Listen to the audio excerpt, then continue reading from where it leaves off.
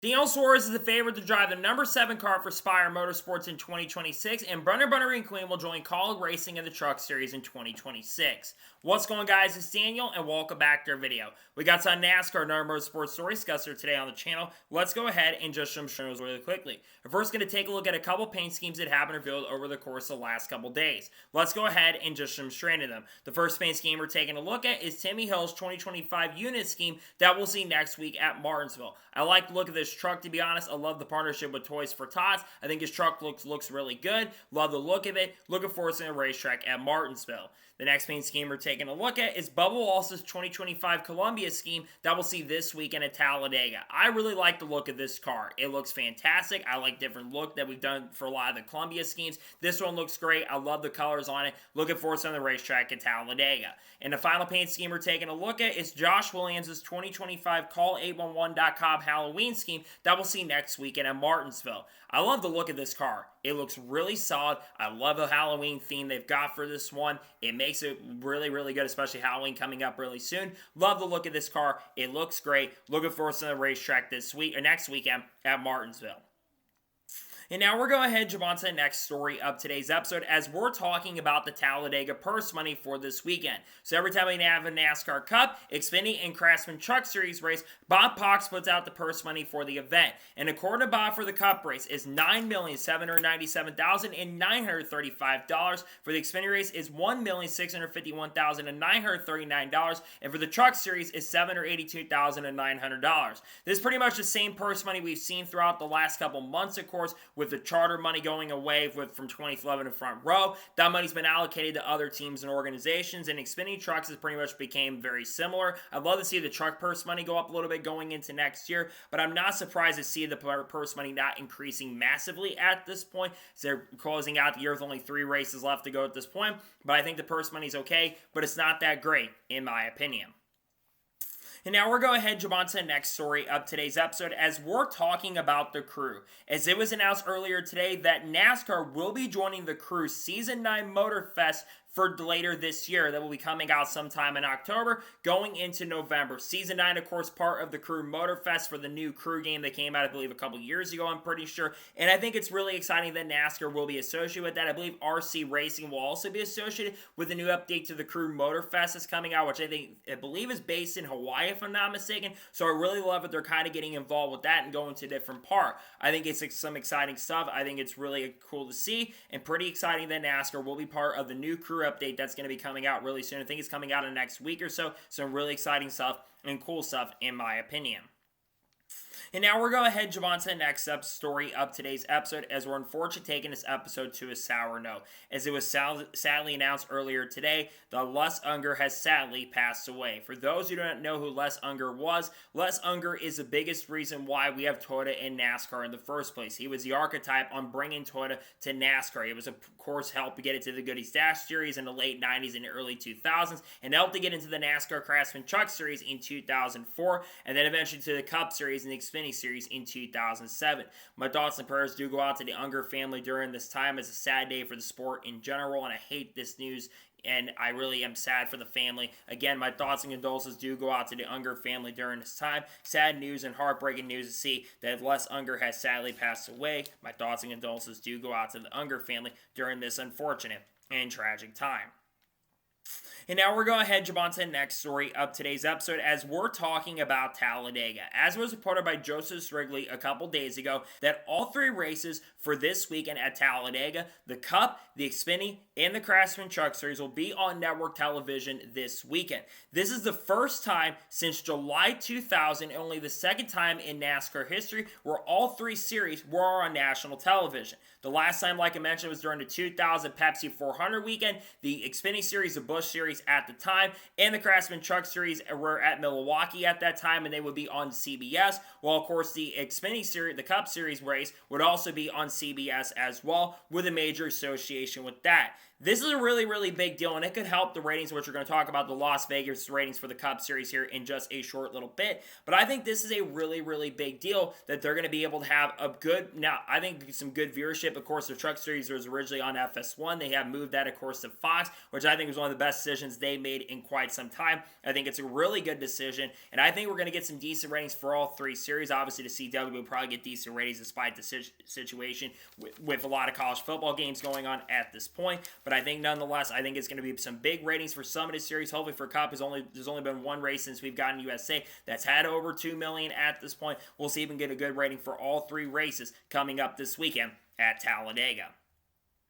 And now we're going ahead and jump on to the next story of today's episode as we're talking about Carson Ware. As it was announced a couple days ago that Carson Ware will drive the number 74 for Mike Harmon Racing this weekend at Talladega. Carson Ware has made a couple starts in the NASCAR Xfinity Series and the Craftsman Truck Series so far this year, and I do think that Carson Ware will potentially be someone that could be a factor for at least a decent run. Obviously, Mike Harmon Racing, I believe, has to qualify their way into the event. Actually, no, everyone, I believe, is locked in, so there's not going to be issues of people making it into the show. I really hope Carson can do a decent job. I think he's been working on himself behind the scenes. He's been trying to change himself, and I hope that can lead to Carson having some really strong pace and really good speed. But we all know that Mike Harmon Racing is not one of the fastest organizations on the planet. So we'll see what goes on for him this weekend. I'm glad to see he's getting the chance and opportunity to race once again. We'll see how things go for him this weekend, and we'll see if Carson can show some decent speed out on the track. I think it's wide open on who can go to victory lane, but good opportunity, and glad to see he'll get the chance and opportunity to be with this team and program this weekend at Talladega. And now we're going ahead and jump on to the next story of today's episode as we're talking about Caleb Koster. As it was announced a couple days ago that Caleb Koster will drive the number 74 for Mike Harmon Racing in the NASCAR Craftsman Truck Series race later today at Talladega Superspeedway. I believe this will be, the third or fourth time we have seen Caleb Koster behind the wheel of the Mike Harmon Racing truck. He's obviously been someone who's been a veteran of racing in ARCA. I believe owns his own team, I'm pretty sure, and has been racing ARCA for quite a few years. I don't expect this truck to be super competitive. Obviously, Mike Harmon Racing's Truck Series program, like their Xfinity program, isn't the most competitive out there, but it can be a wide open race. You never know who's exactly going to be a factor and contender in that event. I hope that Caleb can do a solid job. I think Caleb has the talent. I think he's an overall decent guy for some of the runs we have seen him do in ARCA up to this point, but I wouldn't expect him to be a major contender. He does have some decent super speedway stats, so we'll see how things go. Hopefully Caleb can do a decent and solid job this weekend at Talladega. And now we're going ahead and jump on to the next story of today's episode as we're talking about Cesar Baccarella. As it was announced, I believe, on Tuesday or Wednesday that Cesar Baccarella will drive the number 5 for Alpha Prime Racing this weekend at Talladega Superspeedway. Cesar Baccarella, of course, is one of the co-owners of the Alpha Prime Racing organization. I believe this is the second time we have seen him behind the wheel of the number 5 car. He, of course, has driven, I believe, the 45 car so far this year, and he also drove the number 5 car at Daytona about a month or two ago. Cesar Baccarella is someone who's had some decent stats racing in the Xfinity Series, but of course has been fully focused on being an owner of the Alpha Prime Racing team and trying to build that program up to where they can have some decent success, especially going into the 2026 season with still some things and there's some unknowns. We'll talk about some of the rumors around the team near the end of the episode, but I think Cesar is someone that has potential to do a solid job. I hope he can have a good run with this team and program. He's had some top 10s, I believe, on super speedways before, so we'll see how Cesar Baccarella can do. We'll see if he can show some good pace and speed, and we'll see if it can be a really solid, and hopefully it can be a good run for Cesar Baccarella this weekend at Talladega Superspeedway. We'll see if the pace and speed is there out on the track for the event. And now we're going ahead and jump on to the next story of today's episode as we're talking about Takuma Koga. As it was announced a couple days ago, I believe on Wednesday, that Takuma Koga will drive the number 35 for Joey Gase Motorsports next weekend at Martinsville. Takuma Koga was supposed, I believe, drive the number 35 or the 53 for Portland, but I believe he was disallowed from running that event, and I believe this will be only the second or third time we have seen him race in NASCAR altogether so far. I believe he is a veteran of the ARCA East Series and the ARCA West Series, so he does have some racing experience before, and I think he's got some decent short track experience as well, which having that experience will play a major role if he's going to have a good chance and opportunity to be very competitive. So I'm excited to see what he can do next weekend at Martinsville. Obviously, Martinsville could be extremely chaotic. I think we're going to have a lot of chaos in that event for sure, but I hope he can show some good stuff. I really hope he can have a good run next weekend at Martinsville. It'll be really good to see that 35 car up front with some good stuff. We'll see how things go, and we'll see if Takuma Koga can show some good pace and speed. He's going to be in a car that's not the fastest out there, but things could change quickly, and we'll see if Takuma has a good run next weekend at Martinsville. And now we're going to jump on to the next story of today's episode as we're talking about most popular driver voting. Now, NASCAR a couple days ago, I believe it was on Wednesday, put out the top 10 in the voting for the most popular driver award. And these are the 10 names, not in particular order, inside the top 10. Shane Van Gisbergen, Christopher Bell, Kyle Larson, Kyle Busch, Chase Elliott, Ross Chastain, Denny Hamlin, Joey Logano, William Byron, and Ryan Blaney. A lot of those names are not big surprises. Obviously, Ryan Blaney being on there, Chase Elliott being on there, Kyle Busch being on there, Kyle Larson being on there. Like I said, Ryan Blaney, Shane Van Gisbergen. Some of the names that surprise me that are not on the list. I am a little shocked to see that Bubba Wallace or Alex Bowman aren't on there. I think the big surprise to me is that Joey Logano's on there. Again, Joey Logano does have a lot of fans, but I was definitely surprised to see that he is on this list for this year especially. And I think Denny Hamlin, well, I think Denny Hamlin's growing in popularity. We know Denny's one of the least popular guys in the field, so I was definitely surprised to see him inside the top 10. But I think some of the top 10 in this list make sense, like Ross Chastain, for example. I think he represents a lot of people who really like the kind of driver he is. But I think there's some good stuff on the most popular driver stuff. I think it was definitely some surprises and shocks on that front too. But I think that there's some decent drivers on the list. I think Chase Elliott will likely win the most popular driver vote. I think that's likely going to happen. I don't see anybody taking it except Chase Elliott at the end of this year. And now we're going to jump on to the next story of today's episode as we're talking about George Russell. As it was announced on Wednesday that George Russell has signed a one-year contract extension with Mercedes and will return to Mercedes in the 2026 Formula One season. It was also confirmed as well that Kimi Antonelli will stick around with the Mercedes team in 2026 as well. I gotta be really honest, I think George Russell should have gotten a multi-year extension with this team. I get that there's some funding and there's some drivers who are looking after the long-term future of Mercedes, but George Russell, in my opinion, is the future of Mercedes. He's picked up a win or two so far this year, and there's been times where he's been faster than the McLarens on the track and has been faster than some and even the Red Bulls on the track so far this year. He's done better than the Ferraris, and I think he's had a solid year so far in Formula One. So it's disappointing here that he did not sign a multi-year contract extension with Mercedes, which I think, like I said, he should have gotten a multi-year extension with this program. He's done a phenomenal job over the years. He's gotten multiple wins. I get he's not been as good as like Max Verstappen or Lando Norris or Oscar Piastri, but Mercedes is not the number one team. And yet he's been doing a pretty good job behind the wheel. So I wish he did get that multi-year contract extension with Mercedes, but as of now, we know he'll be back with the program in 2026. We'll see if he can get an extension for like 2027 or something like that in the future. Nonetheless, excited to see what he can do, and we'll see if George can show some good pace and speed in the 2026 season as he and Kimi Antonelli will look to run really good over the next year or so. And now we're going to jump on to the next story of today's episode as we're talking about Shane Van Gisbergen. Now, we already talked about the fact that Shane Van Gisbergen is currently in the top 10 on the fan vote, but Shane Van Gisbergen put out a tweet, I believe it was last night, talking about going up near the outside wall and talked a little bit about oval racing as well, where he said, I think there were some things he's kind of scared of when it comes to oval racing, and he's still learning a lot about oval racing currently at the moment. It seems like when you listen to him on the radio most of the time, he is having a lot of fun behind the wheel. We have seen a ton of improvement from Shane Van Gisbergen on ovals, especially this year. He used to be running around 25th to 30th on a week-by-week basis, but the last 3 or 4 oval races, he's been having top 10 and even top 5 speed. At New Hampshire, if not for bad pit stops getting caught up in a crash, I think he has a top 5 and maybe outside chance of going to victory lane. At Kansas, he got a penalty before the weekend even started or before the race happened, had to go and serve a pass-through, and came back to finish inside the top 10. And then at Las Vegas Motor Speedway, he had a top 10 to top 15 car, but got caught up in a crash late after restarting in 5th position after taking 2 tires. I really think that by the end of next year, he will be a guy that's going to be regularly competing for top 10s, and maybe he'll be competing for top 5s a little more consistently too in the future, because I think that Shane Van Gisbergen is going to continue to get better. He is someone that is an extremely talented driver. He's done phenomenal things across all motorsports he's been involved in, whether it's supercars, whether it's racing in IMSA and O Series. He's been someone that just can get the best pace and speed out of cars. He's won a lot of races over the years in a lot of different series he has competed in. I'm really excited to see what he can do in the future. I think he's going to be fun to watch over the next few years, especially to see that improvement. I think he's done a pretty good job, and I'm looking forward to see what he can do in the 2026 year and see how that improvement can be shown with the Trackhouse Racing team next season.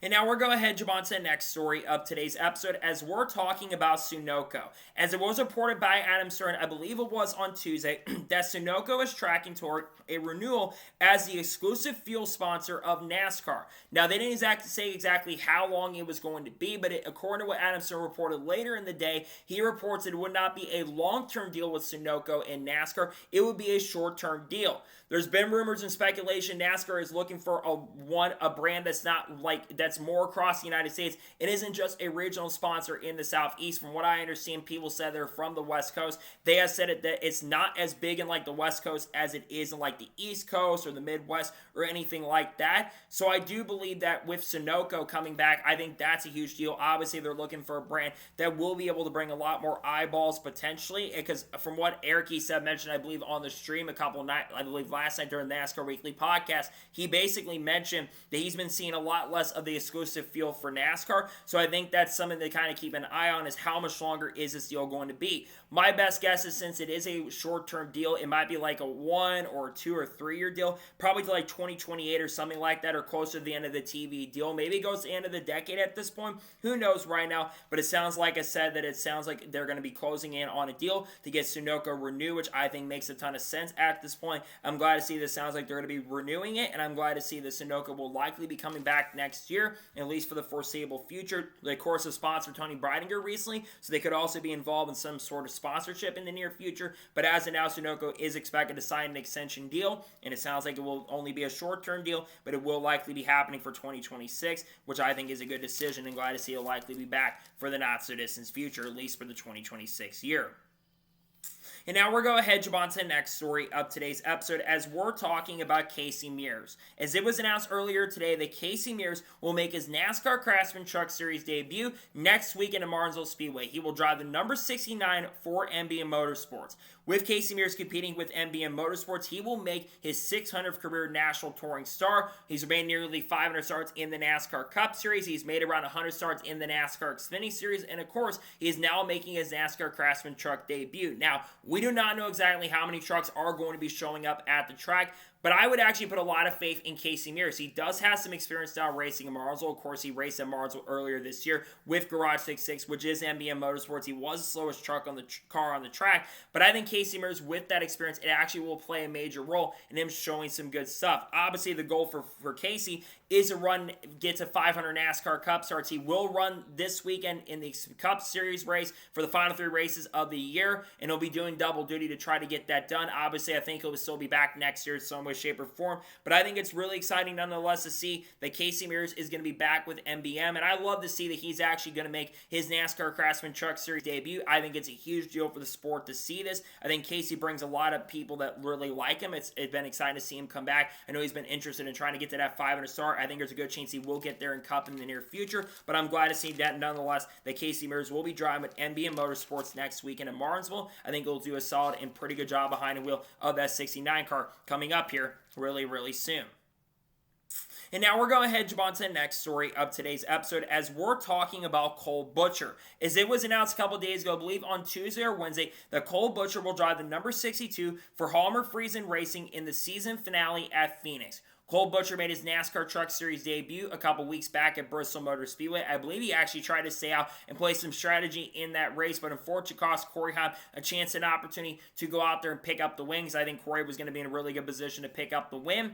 But Cole Butcher is someone who's really talented. He's won some late model championships and has won quite a few late model races, including some big late model races in the United States. And this is a really good opportunity for a guy from the late model series to get another chance and opportunity. I think he's going to do a solid job behind the wheel. I think the Halmer Friesen Racing team, they've shown some good pace and speed this year, and I think that if you put a good driver behind the wheel, they can do a pretty good job. So I'm excited to see what Cole is going to do. That Phoenix, obviously Phoenix is a track where we've seen a 62 truck with Lane Riggs especially, who I think is a favorite if he makes the championship. I think he'll be the favorite to win the title at that point. I do think, though, he'll do a solid and good job. I'm excited to see where the things can kind of go for next year for Cole. Obviously, we don't know what his plans are currently at the moment when it comes to racing for next year. Maybe we see Cole Butcher race with Halmer Friesen Racing. Maybe he becomes a new driver of the 52. That would be certainly an interesting move. Obviously, things still need to be figured out at this point on that front, but I think it'd be interesting to see how things kind of play out on that front, and we'll see what happens. But we will see Cole Butcher in trucks once again. Hope he can do a solid and really good job behind the wheel with this team and program. And now we're going to head on to the next story of today's episode as we're talking about Carl Edwards. Now, this is a daily downforce rumor, so take this with a grain of salt. Downforce has gotten things sometimes right and gotten some things wrong. But according to what they've reported, it sounds like that, according to them, they've heard a rumor that Carl Edwards could be returning to make a NASCAR Cup start at the end of the year at Phoenix. It would be with Tricon Garage in the number 67 car. Again, take that with a grain of salt because 2311 Racing does have the number 67, but obviously Corey Heim is not expected to make any more Cup Series starts in 2025. I definitely love to see Carl Edwards come back and race once again. It's something that I've been wanting to see for quite a bit of time. But as of right now, I'm going to say this as a believe when I see it. I saw a lot of people talking about this rumor and some people saying, oh, it's going to happen. Then others are kind of skeptical on this. I'm leaning toward more of the skeptical side of things at this point. But I think especially if you're going to be a broadcaster in the sport, especially with his Amazon deal, working with them, I think you need to have experience racing the next-gen car or being on the track in a next-gen car. Dale Jr.'s kind of talked about that. I think Jr. tried to really convince Carl to get a chance and opportunity to get behind of a next-gen car testing it. He's done some testing in the simulator, so he does have some experience doing sim work for it. But at this particular point, I'm kind of leaning toward I'll believe it when I see it. But if it happens, it'd be great. Also be cool if Tricon Garage could have more starts in the sport. I think that'd be great for the sport to see that team continue being around. We'll see what kind of happens, and we'll see if this does end up happening at the end of the year, but I hope it does. I would love for it to happen. I'm leaning toward maybe at this point. We'll see what happens, and we'll see if Tricon does in fact show up and race at and see if Tricon shows up and Carl Edwards is a driver behind the wheel. We'll see what happens. And now we're going to head on to the next story of today's episode as we're talking about the Las Vegas TV ratings from this past weekend. And honestly, they're not awful, but they're not great. As it was reported by Adam Stern, I believe it was on Tuesday going into Wednesday, that USA got a 0.84 rating and 1.717 million viewers for Sunday's South Point 400 at Las Vegas Motor Speedway. That is down from 2.3 million viewers, but keep in mind that race was on NBC, and I believe it was down from like a 1.0 rating last year as well. That means we had a drop around 598 to around 600,000, which is still not great by any stretch of imagination, but it's probably the least percentage drop we have seen from a race. Las Vegas Motor Speedway is a track that doesn't generally get the best ratings out there. You don't see as many people tune into a race like Las Vegas Motor Speedway. When I look at my analytics, for example, for my YouTube channel, I notice Las Vegas being one of the least watched races every single year when it comes to my channel, unless Shane and Gisbergen is really, really competitive. But I think when you look at the ratings, right, we've talked a lot about it. Obviously, the playoffs, which we're going to talk about more conversation around the playoff format here in just a short little bit. But obviously, you look at the ratings, right, and how the ratings have been for this year. And every single race so far this year has been down in the double-digit figures, regardless if it's been from NBC to USA. Meanwhile, the NHRA actually did beat NASCAR head-to-head. Now, of course, there was an NFL lead-in for that, but still the fact that the NHRA beat NASCAR is not a good look for NASCAR currently at the moment. I don't know if there's a way to restructure the deal in the TV deal right now, but I think the easiest thing that could be a solution is putting more races on national television. I know that they've kind of stated recently they're going to be still using USA and not putting a lot of race on NBC Sports Network, the new network coming back, which I don't honestly understand why you just want to put some of those races on NBCSN. It's more recognizable than USA. I mean, people know USA more than for Law and Order reruns than they know for NASCAR in sports. Look at some of the ratings for some of the stuff going on with IMSA, for example. Those ratings have been terrible this year.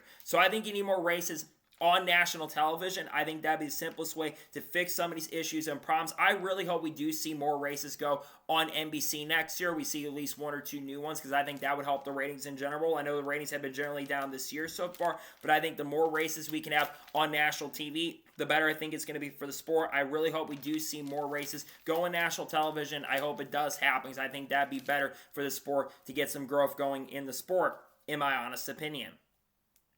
And now we're going to head on to the next story of today's episode as we're talking about Frankie Muniz. Now, Frankie Muniz, of course, is back this weekend at Talladega Super Speedway as the doctors have medically cleared him to return this weekend at Talladega and will run the final 3 races in the Craftsman Truck Series this year. Obviously, Frankie's been out for the last 7 or 8 weekends after basically working on a ladder and unfortunately suffering a wrist fracture after, I believe, falling off the ladder at that point. Now, Frankie Muniz was speaking to Bob Pockrass about returning to the Craftsman Truck Series for today's race at Talladega Super Speedway, but he also did confirm, speaking to Bob, that he is close to announcing his 2026 NASCAR NASCAR plans. He is hoping to announce them relatively soon, and it sounds like he's really excited about what those announcements are going to be for 2026. My big question is, where is Frankie going to race next year? Could he be back in the Truck Series with Frayum? I think there is a chance and possibility, because he does have a working relationship with the team and being there for over a year. But let's be honest with ourselves, that team has really struggled so far this year and has not been a good season for the team and organization. So I don't think that would be the best move for Frankie at this point. Could he go to an upgrade in the 4 camp? Could he go to Front Row Motorsports? There's been rumors that Front Row could have a 3rd truck next year. Maybe do a part-time stint with Front Row and go there, see what you can do in competitive equipment. I think that would certainly be interesting if that was to happen. Obviously, you do have some other 4 teams around that are kind of in the slower camp. Maybe goes Xfinity Series Racing and joins 4. We'll talk about Alf Prime, who's rumored to be going to 4 potentially next year. Maybe he does that. Maybe he goes back to ARCA and joins Rhett Jones Racing, though Clay Farland is linked to go to the Rhett Jones Racing team once again next year in ARCA. For Frankie, I really hope, though, he does get a solid chance and opportunity. I think Frankie Muniz is actually a better driver than people give him credit for. I get he's not been amazing in the lower series, but I think you got to give him a chance and opportunity to really see what he can do, and I hope he gets a chance to prove himself in the near future. So we'll see what his 2026 plans are relatively soon. Hopefully do get those plans in the not-so-distant future for what he's going to do. I'm leaning toward being a smaller team, maybe a team that's a little better than Rayum. We'll have to wait and see where he ends up going next year and what team he ends up driving for. Hope it's a solid team, though, so he can show some decent pace and good stuff going into next year. We'll see where he does end up in 2026. And now we're going to head on to the next story of today's episode, as we're talking about Joe White. As it wasn't reported by Joe White himself, who was a former spotter at Kaulig Racing, he has confirmed that he went to the racetrack to get ready to work with Ty Dillon this weekend, and he is no longer a spotter at Kaulig Racing effective immediately and has been fired from Kaulig Racing as the spotter. He also will not be spotter for the Craftsman Truck Series team going into 2026 as well. Apparently, Kaulig Racing had brought him to the racetrack to basically tell him, hey, you're not allowed to be working with anybody anymore. You're still part of the organization in some way, shape, or form, but you're no longer going to be a spotter for Ty Dillon going forward. Meanwhile, earlier in the day, Chris Rice went on SiriusXM NASCAR Radio and was blaming William Byron in the 2014 for the incident that happened on pit road. So which way is it, Chris? Are you blaming the 2014 or are you blaming the spotter for the 10 teams? It tells me that you probably got told by higher ups at Chevrolet. They probably saw your interview and they probably were not happy with the way you were talking about it and were blaming you. Now, Joe White also did speak to Jordan Bianchi about the situation. Apparently, Joe White did say that he actually spoke to Brendan Lyons, who is a spotter for William Byron, and he basically said that he spoke to him and that the team is lying about not having communication, which they said that they had communicated with the team. They were coming to pit road. In this case and situation, I do hate that a spotter did lose their job, but you can lose your job in a lot of other situations. But I hate that he won't be working with the team anymore, and I get that it's a big blunder. He got fired from the whole organization in general and won't be working with the team anymore. I think for Joe White in this situation, I just think right now for him, I hope he gets a chance to work with another team, because I think the way Kaulig Racing handled this situation was not that good. But I think you got to put the blame on the driver. The fact that Ty Dillon was not blamed at all for this situation kind of blows my mind. I get that Chris Rice was defending him. We'll get the Morris Kaulig stuff here in just a little bit. But I think that Joe White is partly to blame. I also think there's a lot of things that need to be talked about here, and I think the blame has to go to Ty Dillon a lot, because Ty Dillon's a driver. He should put his hand out the window. I don't get why that wasn't communicated. You should have put your hand out the window if you're coming to pit road. I get maybe they couldn't see it, but at the same time, if you put your hand out the window, there's a good chance and possibly the team will likely see it, and you'll probably be able to get good communication at that point too. So I hate that the person got fired, but it is what it is. I really wish that we could have resolved this issue, but at the same time, I'm not the one making decisions. Kaulig's the one making decisions. And if they felt like that Joe White was a problem, I have to respect that decision at that point. But I think it's kind of interesting that they kind of brought him to the track. I think the way they handled it wasn't great, but I think Kaulig Racing had to do something. They probably made the right decision to fire him for, but I also think that they probably should have told him instead of bringing him out to the track. But that's my opinion on that. And now we're going to jump on to the next story of today's episode, as we're talking about Las Vegas. Now, it was reported, I believe, by Toby Christie, I believe on Monday or Tuesday, I'm pretty sure, that there continues to be a lot of talk and conversations about Las Vegas Motor Speedway hosting the season finale as early as 2027 and being part of that rotation for the 2027 year as being part of the championship finale. This is not the first time we have heard this rumor. We've heard this rumor at least a couple times. I think it was brought up on Door Bumper Clear a couple months back when there were rumors about Homestead being the season finale for 2026. They have brought up that Las Vegas was potentially going to be the season finale in 2027. Now, Las Vegas Motor Speedway being the season finale would make some sense because it is in a big market, and I think Las Vegas will get behind it a little bit. At least the city would get behind it. The problem with Las Vegas to hosting a season finale is it's probably like the Phoenix of intermediate tracks. It's still a solid track, but it's probably the least productive track when it comes to intermediates, even outside of Texas right now. And the other big problem is the attendance has been a major issue. I don't think Las Vegas is the biggest sports town. Obviously, the NFL, they're big, right? They're always going to have big ratings and a lot of people showing up to their events no matter what. But when I look at Las Vegas, the Formula One race, they've had to drop ticket ratings and how much tickets are costing because people are not showing up because of how much it costs. And the attendance for this past weekend's race at Las Vegas for the Cup event, the attendance was putrid. It looked maybe half full at best. And I think that's because you have a lot of stuff going on in Las Vegas. Las Vegas is the entertainment capital of the world. But if you have a lot of things going on, people are probably not going to show up to a NASCAR race when there's a lot of other entertainment on their door. So yeah, it would be cool to see Las Vegas host season finale. I would not be against it. The problem is I don't think a ton of people are going to show up. I think that maybe it's a championship. You have a lot of people show up because it is the championship. People will show up to the championship event no matter what. But to me at this point, I just don't see there being a way Vegas hosts a championship currently at the moment right now. I think there's a lot that is going to have to happen for it to host a season finale. I think there's a lot of renovations that need to be done on the track. Need some upgrades for sure. We'll see if there are some upgrades put into the track in the not so distant future to get people to show up. I think you're going to have definitely some upgrades for the track to be in the best top tier shape, in the best state possible. We'll see what happens, and we'll see if Las Vegas does in the future get the championship. Again, I think there is definitely a chance that it could host a championship event, but as of right now, I'm not entirely sure. We'll just have to wait and see if it does potentially get that championship race in the not so distant future. And now we're going to head on to the next story of today's episode as we're talking about Kaulig Racing. Now, there's been some interesting things in that same interview that Chris Rice had with the people on Sirius XM. He did confirm a couple interesting things around Kaulig Racing and some things going on with Kaulig for 2026. He did confirm, and Kaulig Nation did report this initially, that the alliance with Rich Choice Racing will be officially over in the next year or so. Now, originally it was reported that the alliance would be over after the end of the 2025 year, but according to what some people like John Newby have reported, it sounds like the deal will go through 2026, won't end at the beginning of 2026. It will end after 2026, and that alliance will be over.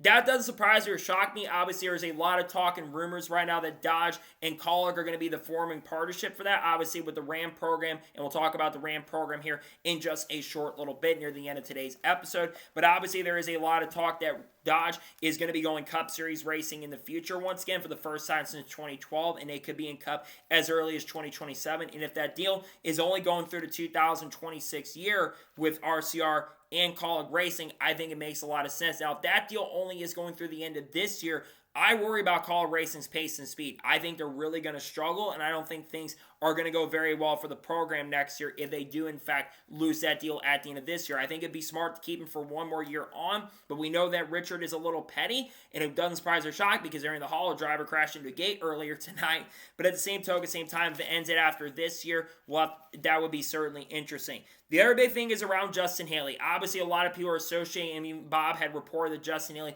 could be someone to watch to go to Kaulig Racing in 2026. Chris Rice did say that they might look at bringing Justin Haley into the program in some way, shape, or form, but I do not expect Justin Haley to be part of the Kaulig Racing truck team next year. Obviously, Ram is the one behind a lot of decisions unless he goes there part-time next year, but Justin Haley, I think, wants to be a full-time driver in the 2026 year, so that would be out of options at this point. I think there is a chance that Justin could end up in the Xfinity program for Kaulig Racing. There's still no official confirmations on the driver lineup for next year. There has been rumors that Daniel Dye could be going back down to the Truck Series in 2026. I think there's a chance that something like that could in fact end up happening. We'll have to kind of wait and see there.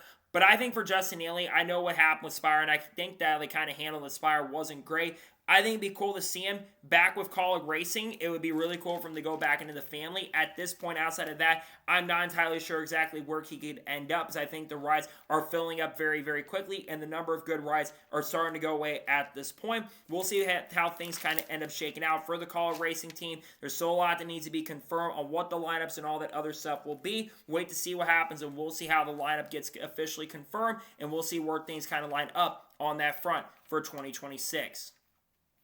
And now we're going ahead and jump on to the next story of today's episode, as we're talking about the 2311 Racing and Front Row Motorsports lawsuit, as we've had a couple new updates in regards to the 2311 and Front Row Motorsports lawsuit. And this kind of revolves around the summary judgment that NASCAR had filed about a week or so ago. Now, this is before the settlement thing has kind of gone out a couple days after this, and this is different than the settlement. So a lot of people don't think the settlement was going to happen. Well, 2311 files a response, and they do not want this case to be tossed, or should not be tossed altogether. What NASCAR wants with the summary judgment is they basically want to go ahead and basically want the case tossed altogether, right, with summary judgment. They feel like that some of the things that 27 and Front Row won, they don't feel like they really have a ground to stand on at this particular point, and they feel like that they should basically throw out the lawsuit altogether, and Judge Kenneth Bell should throw out. Now, I believe Judge Kenneth Bell has stated publicly he really doesn't want this to go to trial at this point, and rather have both sides settle at this point.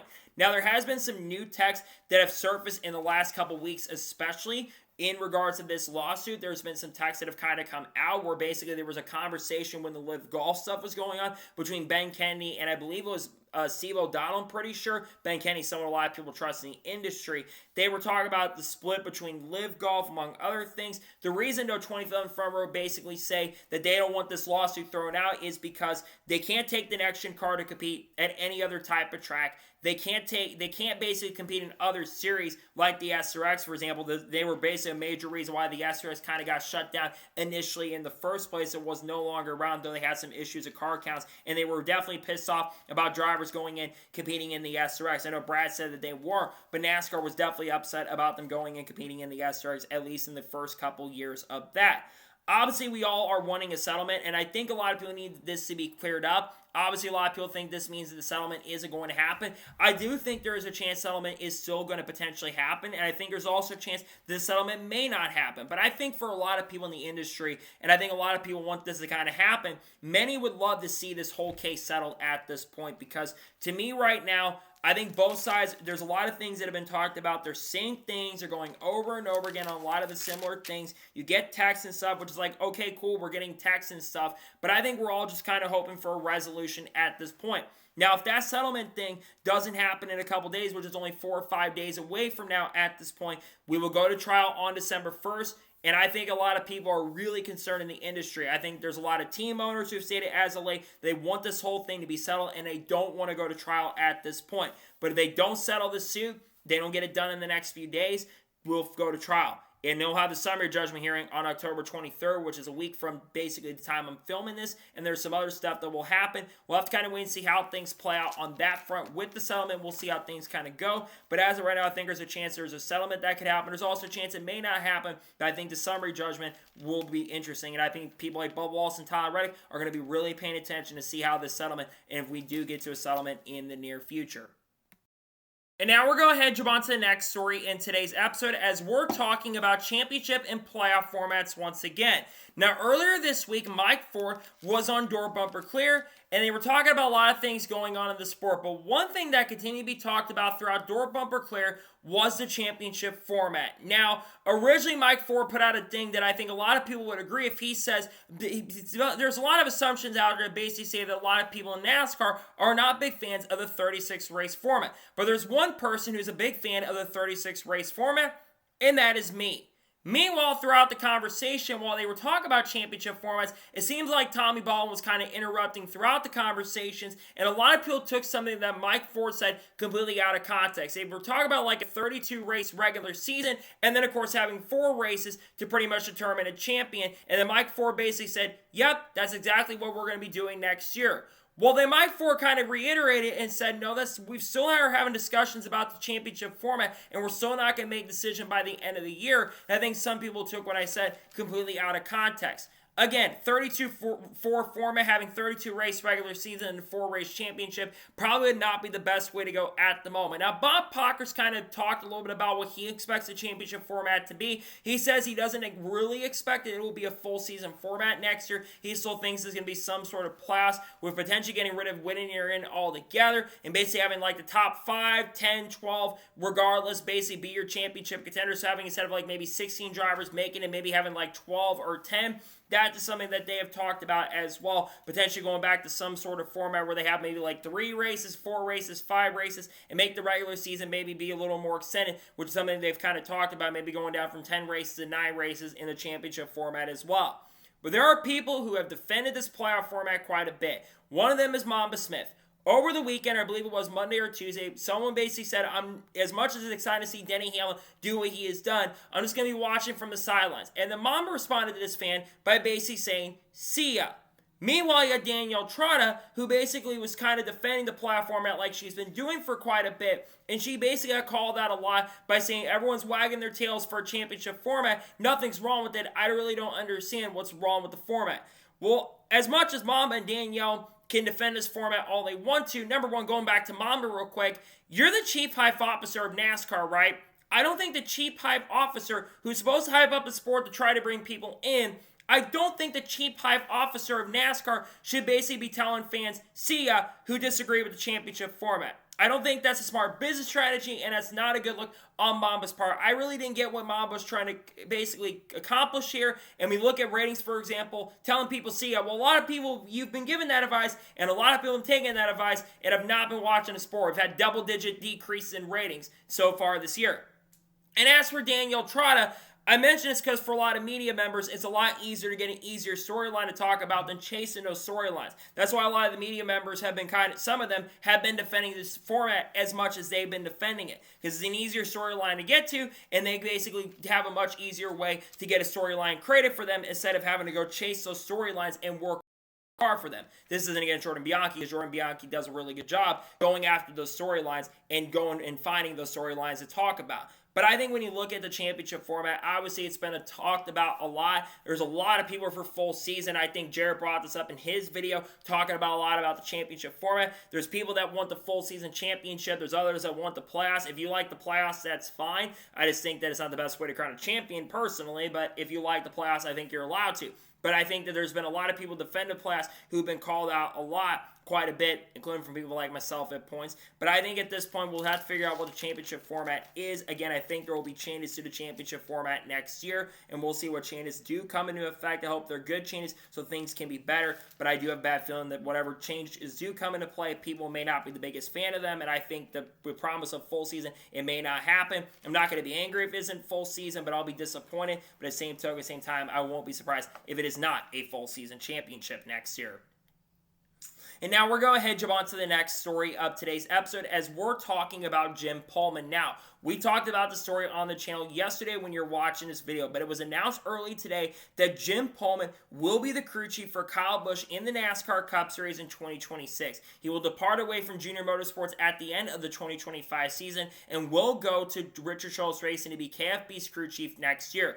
Obviously, we already knew that Randall Burnett will not be the crew chief for Kyle Busch in the 2026 season. Randall Burnett has already left the team, and he's going over to work with Trackhouse Racing, I believe, already at this point. He's gone to more of a role that's kind of not involved with the team, and he'll be going over to work with Connor Zilisch in the 2026 season. Andy Stree, of course, is the crew chief currently at the moment for the final 3 races of this year. This, in my opinion, is a surprise, but not a full surprise when you look at the full context. Jim Pullman, in my opinion, is a very, very solid crew chief. He's been working with Justin Allgaier since the start of the 2023 season, and we have seen some really impressive numbers from Justin Allgaier over the last 3 years. Justin Allgaier had like a 3 or 4 win season in 2023 and went to the championship 4. Then in 2024, Justin Allgaier had a 2 or 3 win season and went on to win the championship that year in 2024. And outside of Connor Zilisch, who has had a phenomenal season with 10 wins so far this year, he has been the best of the rest, that being Justin Allgaier.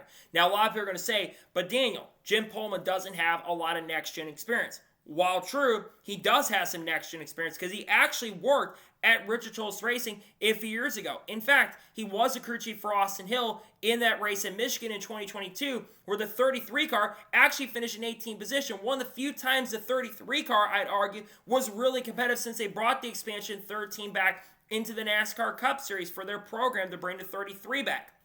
I think this is a move that needed to happen. They needed to bring someone in that was going to be an outside source. Because no offense to Andy Street, no offense to other people that work in the program, like a Danny Stockman, I think that they need to bring someone in who has experience in the next-gen car, who is a good crew chief. They need to bring someone in who is really going to help Kyle Busch out. And I think Jim Pullman is that guy who is really going to help Kyle Busch out going into 2026 at least a little bit. Now, regardless of who you get to be the crew chief to work with Kyle Busch, I still think there's other issues with Rich Childress Racing. I don't think a crew chief change is ultimately going to fix all the issues and all the problems for Kyle Busch. And obviously, you think about a lot going on. Kyle Busch next year is going to be in a contract year with Richard Childress Racing. They kept Kyle Busch for one more year, but there's a lot of people that think there's a really good chance and possibility that at the end of the 2026 season, the Kyle Busch is going to move on. There is talk that Spire Motorsports could be in play for Kyle Busch going into the 2027 season, considering Kyle Busch does have a working relationship with the Spire Motorsports team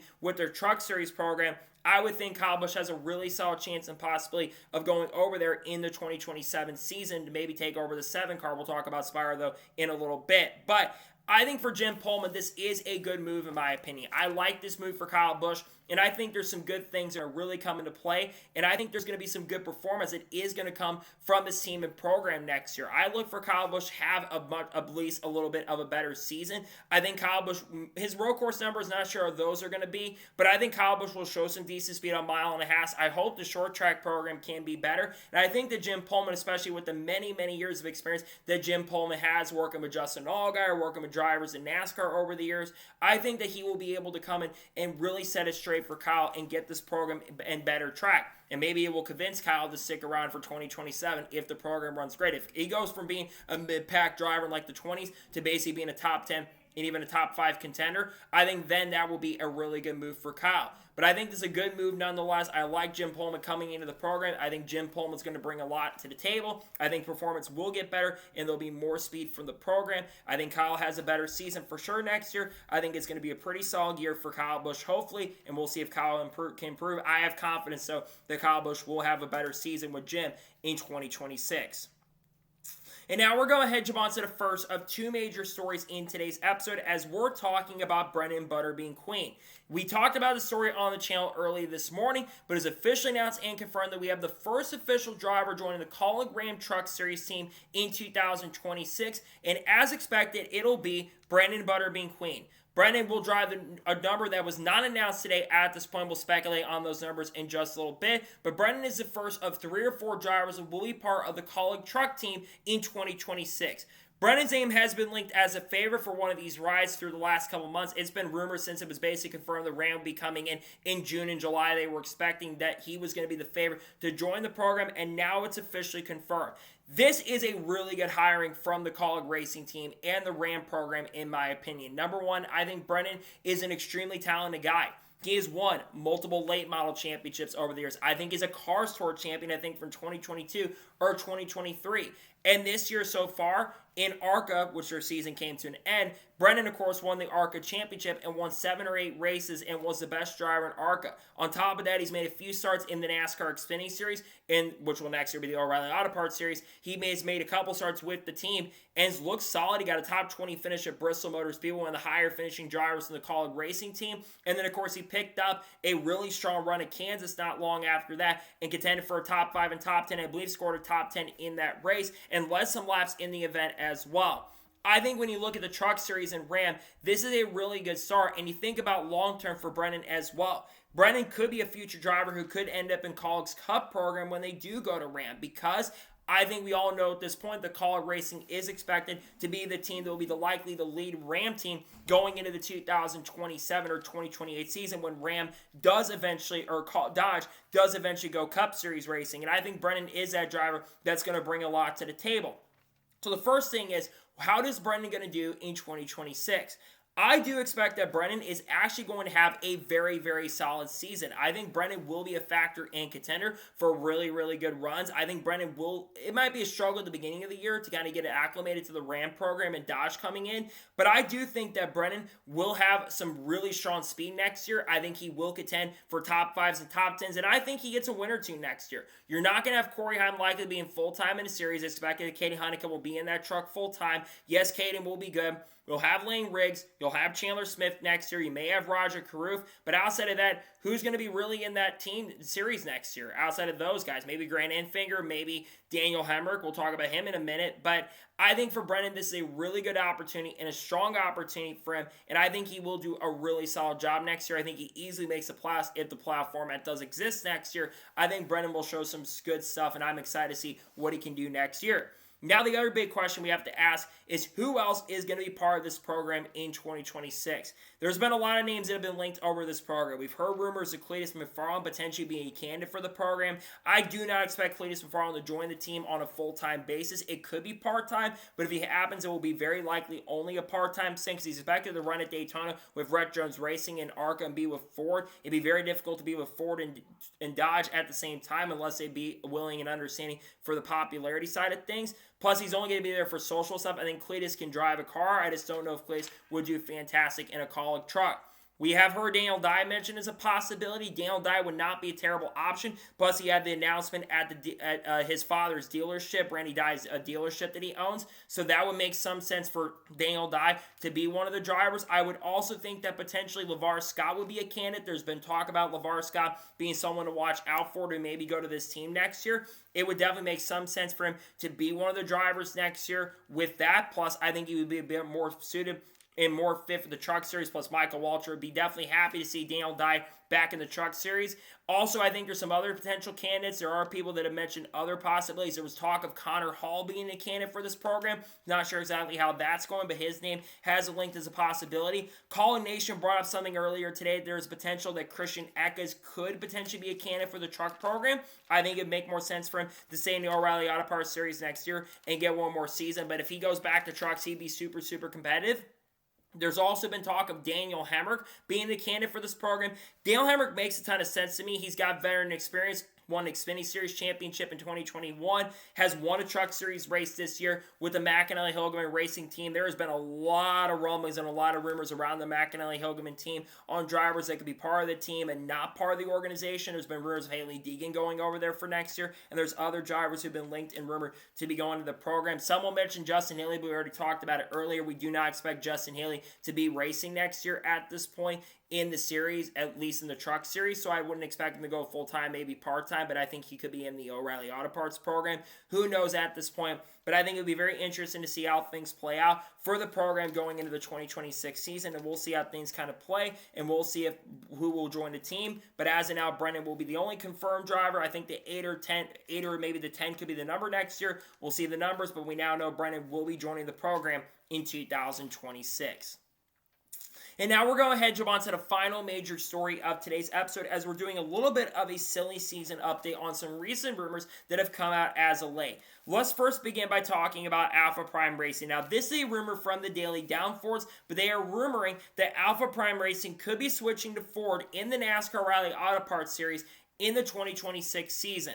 Obviously, we know that the Haas factory team will be switching from Ford to Chevrolet in the 2026 year. And there's unknowns about the RSS Racing team, and there's also some unknowns around AM. There's been some outside rumors recently that AM Racing could be switching from Ford to Chevrolet in the 2026 year. It is required by all manufacturers for the manufacturers to come to NASCAR. They have to have a team that's in the Cup, the O'Reilly Auto Parts Series, and the Craftsman Truck Series as well. And if they don't, I think they don't get to be in the sport in general. So Alpha Prime switching makes some sense. I think they'd be a perfect team to potentially be the lead team in the program. They've got a solid foundation. It could have an effect on people like Brennan Poole. Brennan, I think, is more associated with the Chevrolet brand right now, though he has worked with Ford in the past. So maybe we could have Brennan Poole be part of the program. Parker Retzlaff, I think, still got some association with Chevy, so his future could be in question at that point. But Alpha Prime Racing is a team to watch out for who could be switching manufacturers in the future. Next thing is Harrison Burton. There's a lot of unknowns about Harrison Burton. At least we originally thought there were some unknowns about Harrison Burton because he will not be back with AM Racing in the 2026 NASCAR O'Reilly Auto Parts season.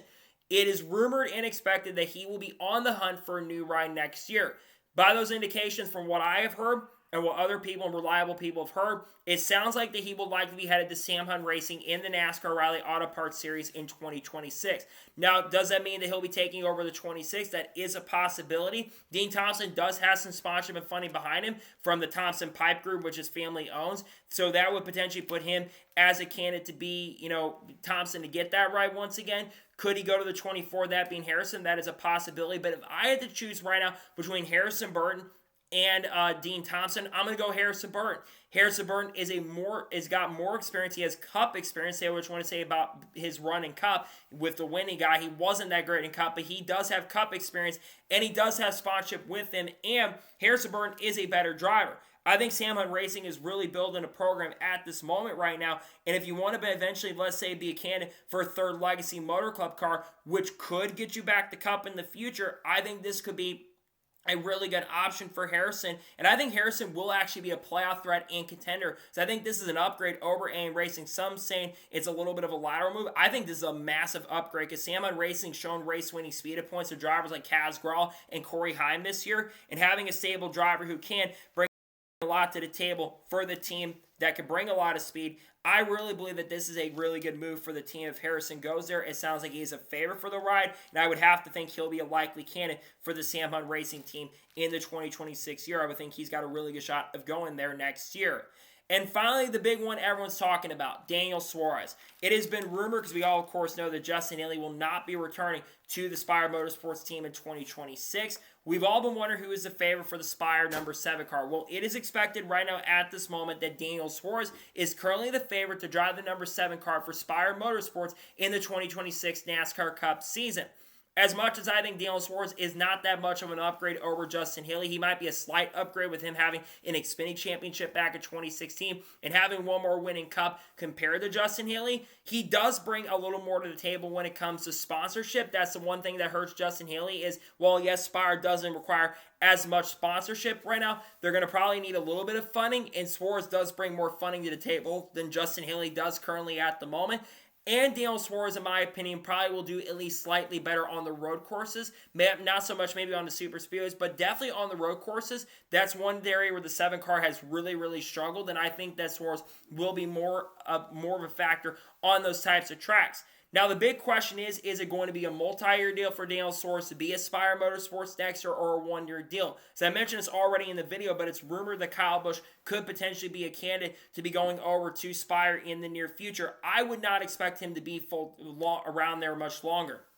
I think it's going to be a one-year deal. But if Daniel Suarez does really well with Spire and is closer to Hocevar and McDowell in the points, then potentially he is pushing himself into a really good position to be a future candidate for a really, really good ride down the road. There's going to be a lot of rides open. Hendrick's going to have some rides open because Larson, we don't know if he'll be back after next year. We do expect he'll sign an extension. But Bowman could be a free agent. Kyle RCR could have some openings with Dillon and Busch being free agents. You got other teams that are unknowns. Legacy is a little bit of a question with Jones and Nemechek both being in contract years next year. And there's other drivers like Heim who could be open, and 2011 could be an option in the future. Bubba's contract being up at the end of next year.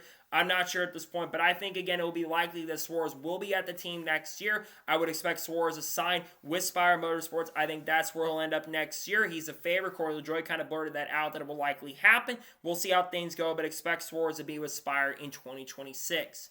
So, that is going to today's Lawn NASCAR news and motorsports news video. I want to thank you guys for watching. Please subscribe to the channel. Notifications on so if I win a video, it does go live on my channel. Follow me on Twitter, Facebook, and Instagram, and support me on Patreon as well. Let's get to below that and comment your thoughts below on today's video. Who do you think is going to join Spire Motorsports in the 7 car? You think Suarez will be in that car or not? Let me know your thoughts in the comments below. And I think Brennan Butterbean Queen is going to do next year with Kaulig. Let me know your thoughts in the comments below. If any major news breaks later this morning, we'll discuss it live on the channel. Later this afternoon, going in the evening, we'll have the Truck Series race review from this weekend's race at Talladega. Then, of course, tomorrow we will have, and then Saturday we'll have reactions to Cup qualifying in the Xfinity Series race review. And then on Sunday, the starting lineup video for the Cup race at Talladega and the race review, maybe a Shane Van Gisbergen video. Then Monday, there should be a NASCAR news video. We got a lot of content coming on people like Haley Deegan, Shane Van Gisbergen, Carl Edwards, Kurt Busch, Kyle Busch, Bubba Wallace, Ross Chastain, Sheldon Creed, Sam Mayer, Frankie Muniz, Kyle Larson, Chase Light, Ryan Preece, Dodge, Ram, Cletus McFarland, Will Brown, Brian Finney, Cam Waters, Ryan Preece, Connor Zolch, among other things like Junior Motorsports as well. So anyways, like I said, I want to thank you guys for watching today's episode. I'll see you guys next time for more great, awesome NASCAR content, other motorsports content on the channel like this. Take care, everybody.